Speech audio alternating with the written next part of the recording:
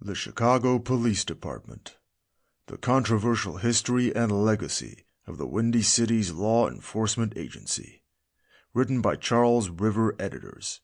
Narrated by Hadrian Howard. Introduction.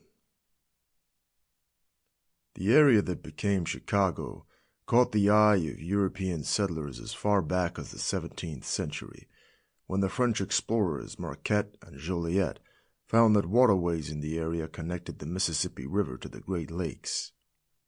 The area became an outpost for the fur trade long before it was settled, and Fort Dearborn was built there in 1803. Throughout the 19th century, American settlers pushing across the western frontier came into contact with diverse American tribes, producing a series of conflicts ranging from the Great Plains to the southwest, from the Trail of Tears to the Pacific Northwest.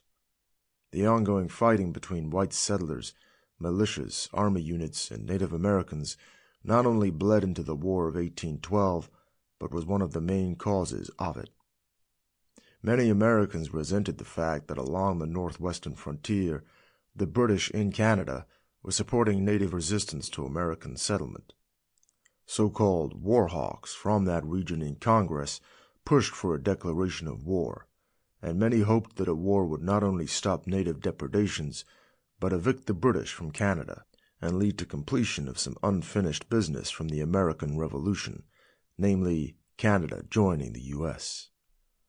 Although there had been treaties and seemingly cordial trading between the Native Americans and the new settlers in that area, recent fighting in nearby areas like the Battle of Tippecanoe less than a year earlier kept all sides on edge, and the British aimed to maintain a barrier between America and Canada by propping up Native American tribes, led to a controversial battle in the Illinois Territory at Fort Dearborn, a fort built along the Chicago River shortly after the War of 1812 broke out.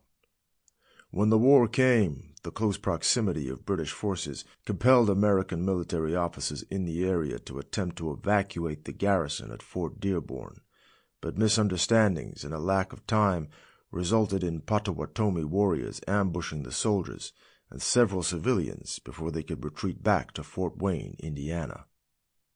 In the wake of cutting down dozens of whites, the Potawatomi laid waste to Fort Dearborn itself, and though the fighting was technically a battle, in America, the Battle of Fort Dearborn was known colloquially as the Fort Dearborn Massacre.